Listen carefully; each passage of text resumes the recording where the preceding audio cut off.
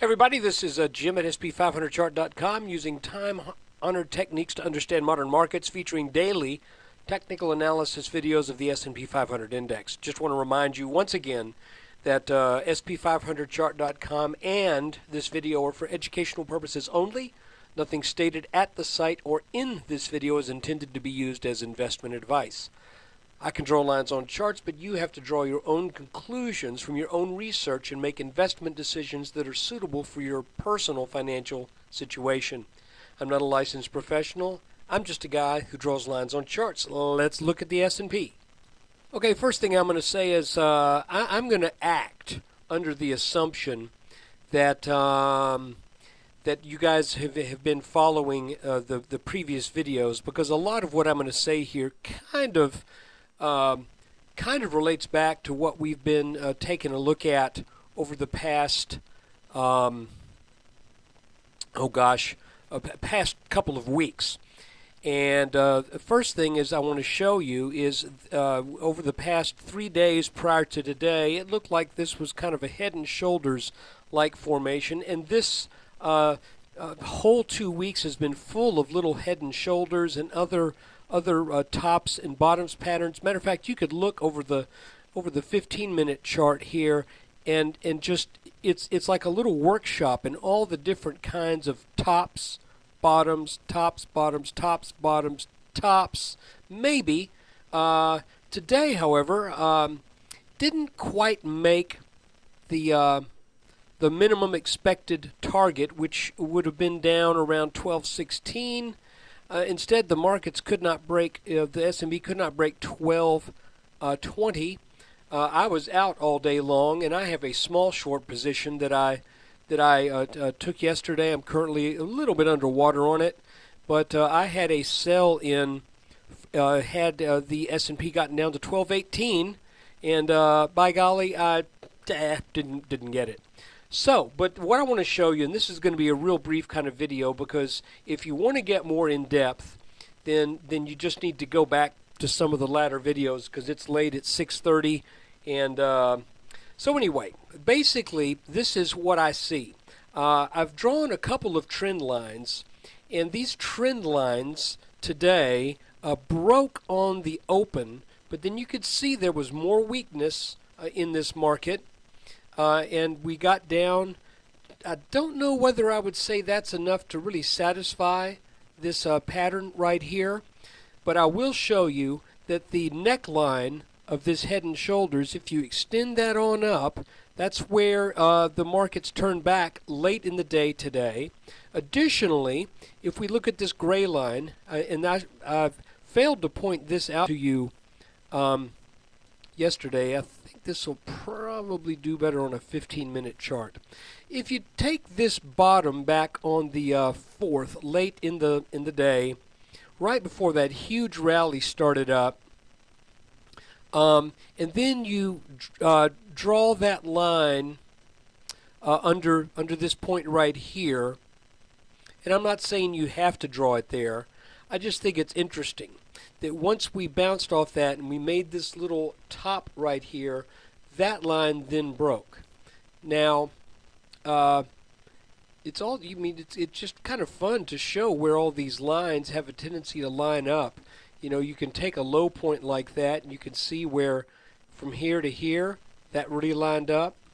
From here to here didn't line up quite as well, but this seems to have some significance as well, and this line does line up with this level where things got turned back today. So I'm not going to say that that's really the most important thing, but I do think this head and shoulders neckline here, we might want to watch that and see what happens tomorrow. And the other thing I want to say just really briefly, obviously, again, this market is just has the market is wrapped around the little finger of any news coming out of Europe. And so there's hope that Europe gets resolved. You know, it wouldn't surprise me when we look at where we are in this whole shebang, with this head and shoulders top, with this neckline of the head and shoulders that looks like again, this could go on up there and test that. Um, it would not surprise me if right about the time when we get possibly positive news out of Europe that this market rallies up to this area here around in the high 1270s, 1280, and it wouldn't surprise me if as soon as it does that, it's like sell the news. It just wouldn't surprise me. So I'm still looking at this line right here as a possible uh, as a possible area that this market could rally to.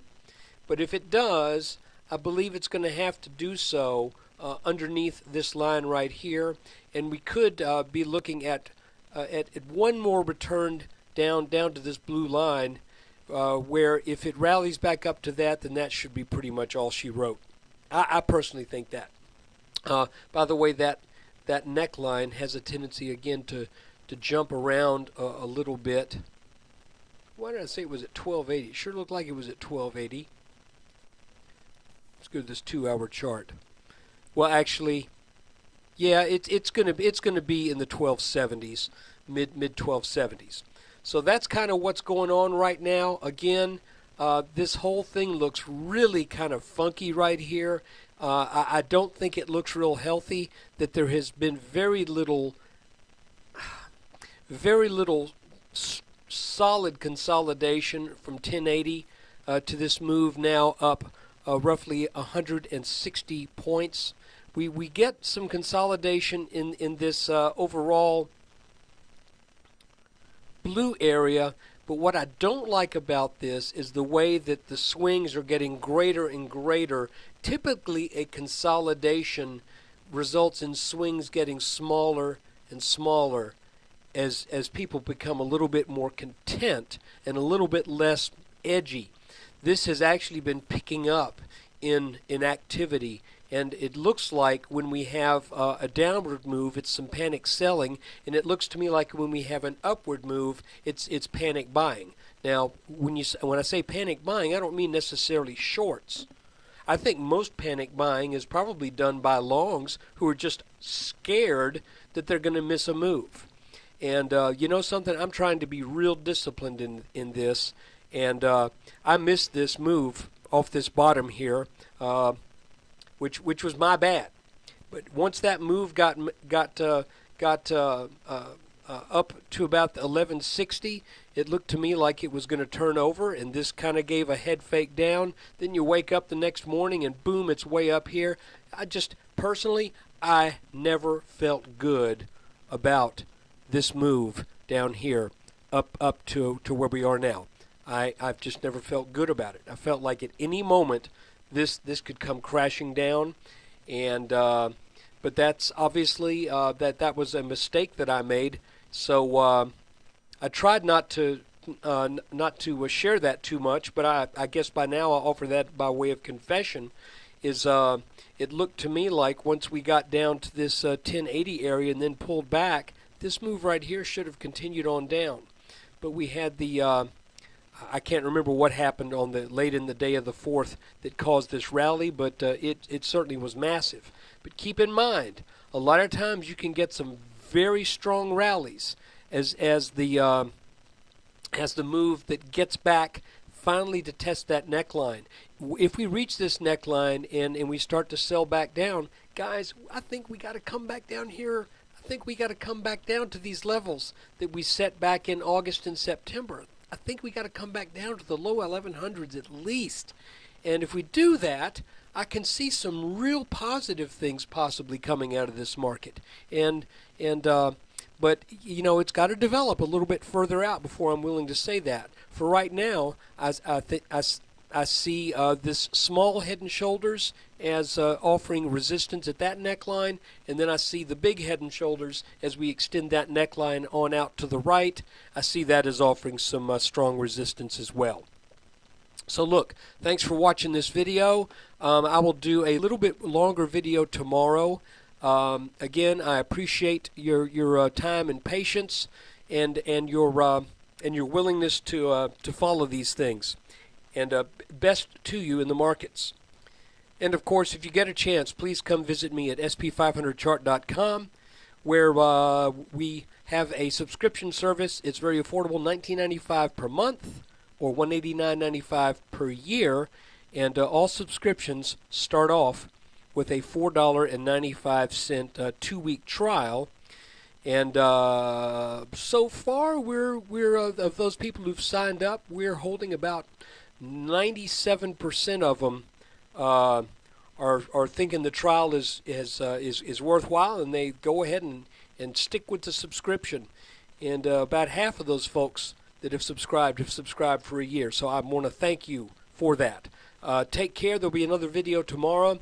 Very interesting times. And by the way, I think I've mentioned this before, I'm not biting off big chunks here because this is still a really volatile market that is being easily news-driven within a wide technical range. And that in itself is something that technically is worth mentioning. So take care. Thanks for watching.